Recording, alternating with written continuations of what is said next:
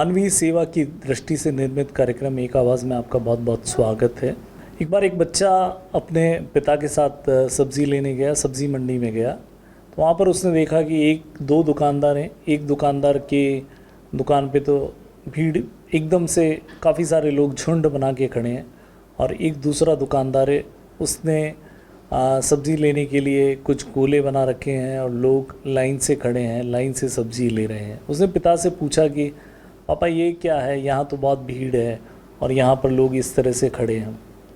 तो पिता ने बताया कि वो जो पहला दुकानदार है वो तो कुछ भी कोरोना की केयर नहीं कर रहा, न तो वो हाथ सैनिटाइज करा रहा है, न उसने खुद ने मास्क लगा रखा है, न वो लोगों को कह रहा है मास्क लगा के ख़रीदने के लिए। और जो दूसरे दुकानदार थे वो बहुत एक ज़िम्मेदार नागरिक की तरह से बिहेव कर रहे थे। उन्होंने खुद भी मास्क लगा रखा था। जो भी उनके पास सब्ज़ी लेने आ रहे थे उनका वो हाथ सैनिटाइज करा रहे थे।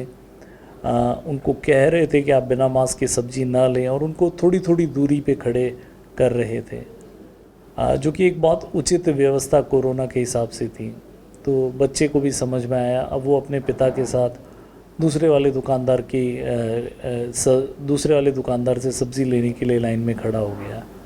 छोटा सा बच्चा था, उसके मन में बहुत क्यूरियोसिटी थी, लेकिन पिता ने जो बताया, मुझे लगता है कि सावधानी वाली जो बात पिता ने बताई वो बच्चे के मन में घर कर गई होगी, और बच्चा खुद भी सावधानी लेगा। और हम हमेशा से सुनते आए हैं कि कोरोना वाला मुश्किल समय है और इसमें सावधानी ही बचाव है। वैक्सीन आएगा, कितना जल्दी आएगा ये हमें नहीं पता, लेकिन जब तक आएगा तब तक सावधानी रखना बेहद ज़रूरी है। मेरी भी जानकारी में बहुत सारे लोग थे जो मेरे नोन थे जिनको कोरोना हो गया, और वे ठीक भी हो गए। कोरोना वायरस के कारण ऐसा नहीं है कि सबकी मृत्यु हो जाती है, लेकिन फिर भी हमें ये नहीं पता कि हम उस लिस्ट में हैं या नहीं हैं। तो हमें सावधानी ही रखनी होगी, और ये जो सावधानी रख रहे हैं वो बचे रहेंगे। और फिर वैक्सीन आएगा तो उसके बाद हम बिल्कुल निश्चिंत हो करके वो सब कर सकेंगे जो हम चाहते हैं। वृद्धावस्था में कोई ना कोई अपना साथ होना ही चाहिए, नहीं तो हमारे बुजुर्गों का कौन ख्याल रखेगा। ये हैं सुशीला देवी, एक काल्पनिक नाम जो हमने दिया है। इधर उधर भटक रही वृद्ध महिला को इस वृद्धाश्रम में प्रतापगढ़, जो उदयपुर के पास में एक जिला है, वहाँ के थाने की पुलिस ने यहाँ पहुँचाया था। लगता है ये अपनी याददाश्त खो चुकी हैं। इन्हें कुछ याद नहीं, न अपना नाम, न अपने घर का पता ठिकाना।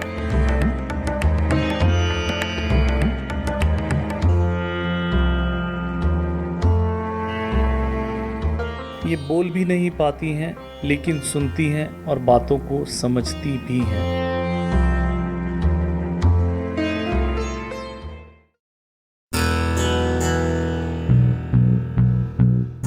डॉक्टर से चेकअप कराने पर पता चला कि इनके गले में कोई प्रॉब्लम है, जिससे लेटकर खाना खाना पड़ता है। कल्पना कीजिए कि यदि ईश्वर ने इस वृद्धाश्रम का रास्ता नहीं दिखाया तो इस हालत में इनका जीना कितना मुश्किल हो जाता।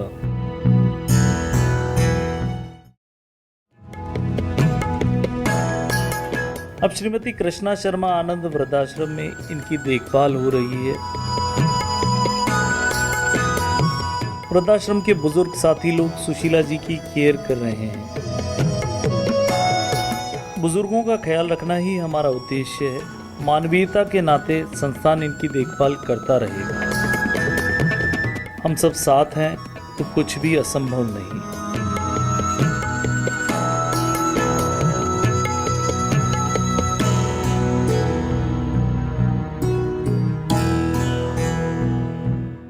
जैसा कि आप जानते हैं, तारा संस्थान के अंतर्गत 3 जगहों पर वृद्धाश्रम चल रहे हैं। फरीदाबाद, इलाहाबाद, जैसे अब हम प्रयागराज कहते हैं, और उदयपुर। हमें आपको ये बताते हुए बहुत खुशी हो रही है कि श्रीमती कृष्णा शर्मा आनंद वृद्धाश्रम, जो कि सेक्टर 14 उदयपुर में हमने 2018 में आप सबके सहयोग से तारा संस्था ने बनाया था, उस वृद्धाश्रम के 4 प्लॉट छोड़ करके यूआईटी का ऑक्शन हुआ था। उसमें हमने 7000 स्क्वायर फीट की एक और ज़मीन ली थी लोन पर, कि जिस तरीके से हम देख रहे हैं कि लोग लगातार आ रहे हैं, जब तक पॉसिबल होगा हम किसी को मना नहीं करें। ऐसा हमने एक कसम ली है कि कोई बुज़ुर्ग आए उसे ये नहीं कहना पड़े कि अभी जगह नहीं है और आपको वेटिंग में रहना पड़ेगा, आप बाद में आइए, या ये सब चीज़ें। तो इसलिए हमने ज़मीन ली थी कि हम ये बढ़ने लगेगा तो हम बनाएंगे। इस आनंद वृद्धाश्रम में हम आप सबका भी सहयोग चाह रहे हैं। हम आप सबका भी सहयोग इस तरह से चाह रहे हैं कि 1 लाख रुपया अगर आप देते हैं तो आप भवन निर्माण सहयोगी ददीची के नाम से पुकारे जाएंगे, हम आपको सर्टिफिकेट देंगे। और अगर आप 51,000 रुपये देते हैं तो भवन निर्माण सहयोगी कर्ण के नाम से पुकारे जाएंगे। और अगर आप 21,000 रुपये देते हैं तो भवन निर्माण सहयोगी भामाशाह के नाम से पुकारे जाएंगे। और साथ ही जैसा पहले वृद्धाश्रम में था कि पट्टिका पे आपका नाम स्वर्ण अक्षर में अंकित किया जाएगा। और आप अगर आप लोगों ने श्रीमती कृष्णा शर्मा आनंद वृद्धाश्रम देखा है तो हमने हर फ्लोर पे सभी का, जिन्होंने भी 21,000, 51,000 और 1 लाख रुपया दिया है, हमने सबका नाम, जिन्होंने भूमि के लिए दिया है, जिन्होंने भवन निर्माण के सहयोग के लिए दिया है, उन सबका नाम अंकित किया। तो प्लीज़, ये वृद्धाश्रम एक बहुत अच्छा ज़रिया है अपनी ज़िंदगी की शाम को, अपने बड़ों की ज़िंदगी की शाम को अच्छे से बिताने का।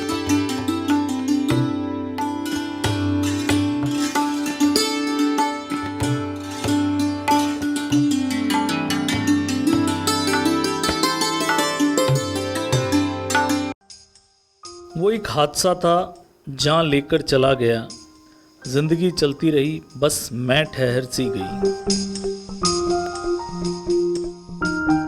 चंचल जी के पति का आकस्मिक देहांत साइलेंट अटैक होने के कारण हो गया। वो ऑटो चलाया करते थे। इनके 2 बच्चे हैं जिनकी परवरिश की जिम्मेदारी इन पर आ गई है। घर में परेशानियां तो पहले भी थी, लेकिन इस हादसे से और दिक्कतें बढ़ गई। नमस्ते बेटा। नमस्ते मैडम। क्या नाम है आपका? मेरा नाम चंचल है। कितनी उम्र है आपकी? 41। घर में कौन कौन है आपके? मैं और मेरे दोनों बच्चे। बेटा क्या करता है? बेटा अब 10वीं में और बेटी 2nd ईयर में आई है। और आपके हस्बैंड? हस्बैंड की डेथ हो गई है। कब हुई बेटा?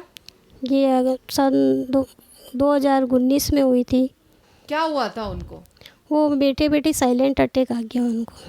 क्या काम करते थे? वो ऑटो चलाते थे। तो बेटा घर में क्या दिक्कतें आती थी, वो थे तब भी आपको?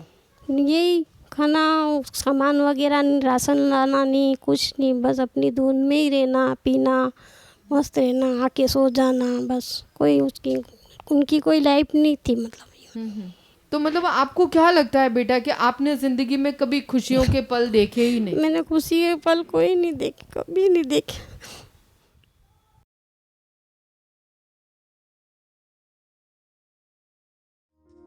कोरोना महामारी के आ जाने से और ज़्यादा समस्याएं खड़ी हो गई। अब थोड़ा बहुत लोगों के घरों में और सिलाई वगैरह करके घर चलाने की कोशिश करती हैं, लेकिन आय इतनी नहीं कि घर खर्च ठीक से चल सके।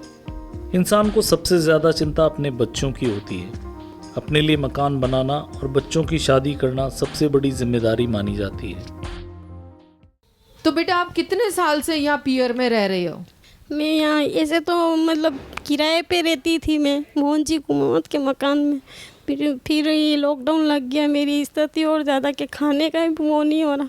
फिर मम्मी ने अचानक बोला कि मकान खाली करी, तो मेरे यहाँ है ना रेजा ऊपर कमरे में, अभी छोटे भाई की शादी नहीं हुई है तब तक। भाई के जो भाई एक शादीशुदा है, उनके भी 2 बच्चे हैं, उनका हो जाए वो बड़ी बात, मेरा कब तक करे। इसलिए मैंने तो छोटा मोटा काम करने चली जाती हूँ। क्या काम करते हो आप? कोई खाना बनाना है, ये सिलाई टाँका करना, पोल लगाना है, ऐसे। तो कितना मिल जाता है आपको महीने भर का? ज़्यादा नहीं मिल पाता है मैडम, झूठ नहीं बोलती। कितना मिलता है फिर भी? 1500 रुपये रोटी बनाने वाले देते हैं वहाँ। फिर वहाँ सिलाई वगैरह वो फॉल कर देती हूँ, 2.5 रुपये करती हूँ। कैसे क्या करूँगी। बच्ची की शादी आ रही है, घर पे अपना कितने दिन बिठा के रखूँगी। अभी तो खाना खर्चा ही निकला, कल तो रिश्ता करेंगे तो क्या खर्चे होंगे, शादी करूँगी तो कहाँ से क्या करूँगी। मैडम मेरे को पैसे दे देना, उससे मेरे बच्चों का जो लाना हो लेना हो मैं उससे खर्च चला दूँ, अपना भी चला दूँ, कभी कपड़े लत्ते वगैरह बच्चों को यूँ स्कूल में कुछ बहुत सी ज़रूरत होती है वो मैं भरपाई कर दूँ उनकी, ये चाहती हूँ। कभी डर लगता था आपकी डांट से, आज आपकी खामोशी मुझे सताती है। मुझे मालूम है कि आप नहीं आने वाले, फिर भी आपकी यादें अक्सर मुझे रुलाती हैं। नमस्ते बेटा। नमस्ते। हाँ बेटा, क्या नाम है आपका? इशिका शर्मा। कितनी एज है आपकी? 20। क्या करते हो अभी आप? Graduation second year BA। तो मतलब आपके दिमाग में क्या सोच चलती है टीचर बनने के पीछे, कि टीचर जैसा प्रोफेशन आपने जो चुना, क्या सोचते हो उन सब चीज़ों के पीछे? जो कंडीशन मम्मी देख रहे हैं वो मैं नहीं देखूंगी, इसलिए।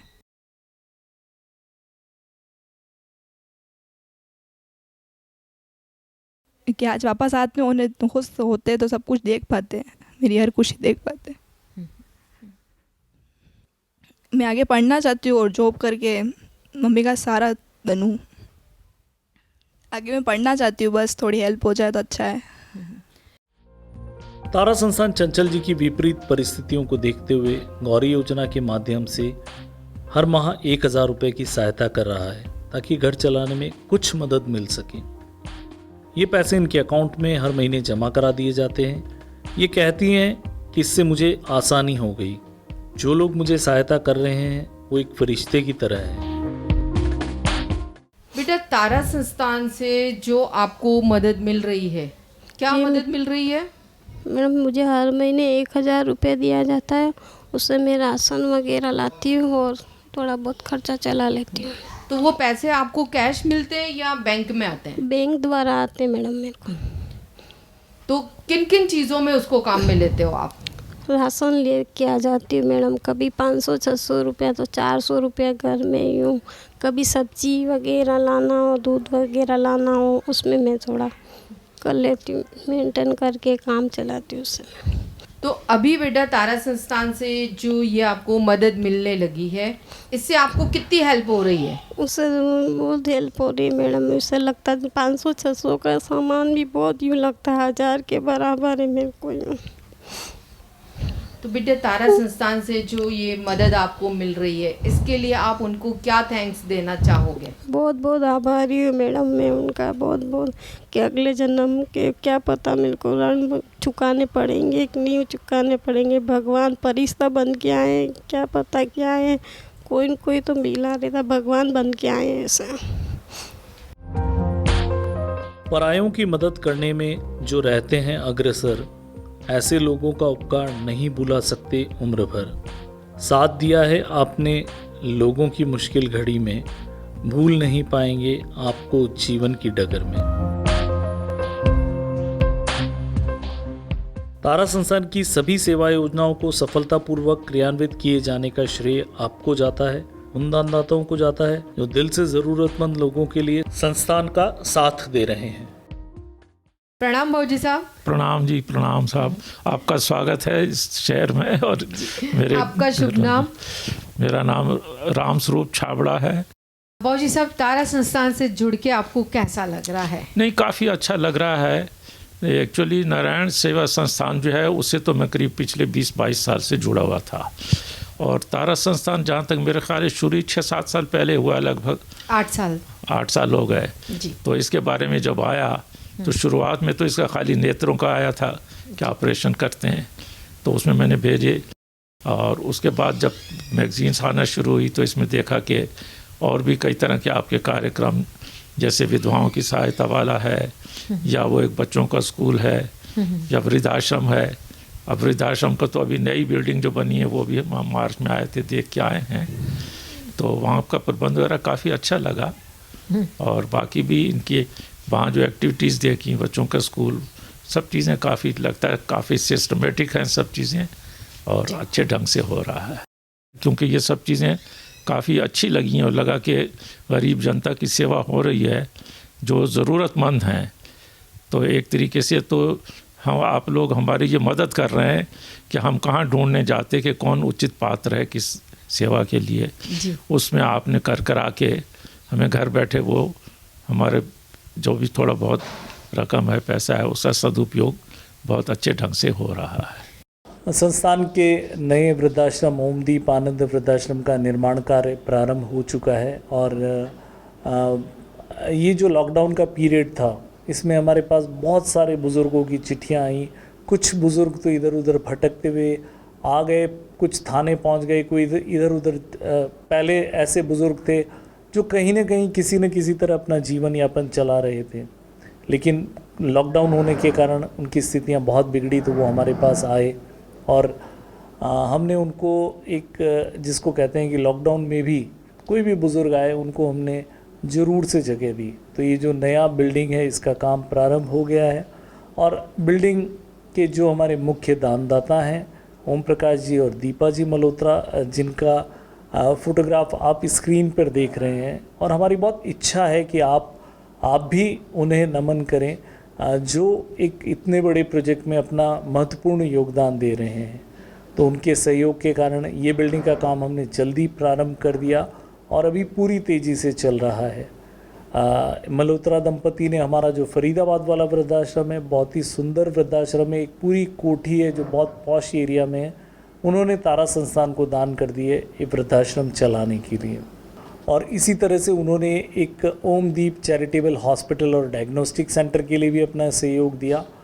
तो उन्होंने अपना जो भी उन्होंने धन अर्जित किया उसको मुझे लगता है कि एक बहुत बेहतरीन पर्पस के लिए उपयोग में लाया है और हमारा बहुत सारा प्रणाम है जो मल्होत्रा दंपति है उनको कि वो तारा संस्थान के माध्यम से इतने सारे काम कर रहे हैं और इसमें उनकी हमारी आपकी बहुत सारे लोगों की सम्मिलित, जिसको कहते हैं कि सम्मिलित ख्वाब हैं जो पूरे हो रहे हैं। या आपने कुछ सोचा, उन्होंने कुछ सोचा और वो हो रहा है कि कोई बुज़ुर्ग ऐसा न हो जो तारा संस्थान में आए और उनको हमें मना करना पड़े कि हमारे पास जगह नहीं है। तो ये जो हमारा ख्वाब है इसको आप लोग और मल्होत्रा दंपति मिल कर के पूरा कर रहे हैं। हमारे जो भी दानदाता हैं उनके बहुत सारे सुझाव होते हैं, हम उन सुझावों को आत्मसात करने का प्रयास करते हैं और मिलजुल करके आप और हम एक अच्छा काम कर रहे हैं। आप सबको बहुत बहुत नमन। वही हकदार हैं किनारों के जो बदल दे बहाव धारों के। नमस्कार।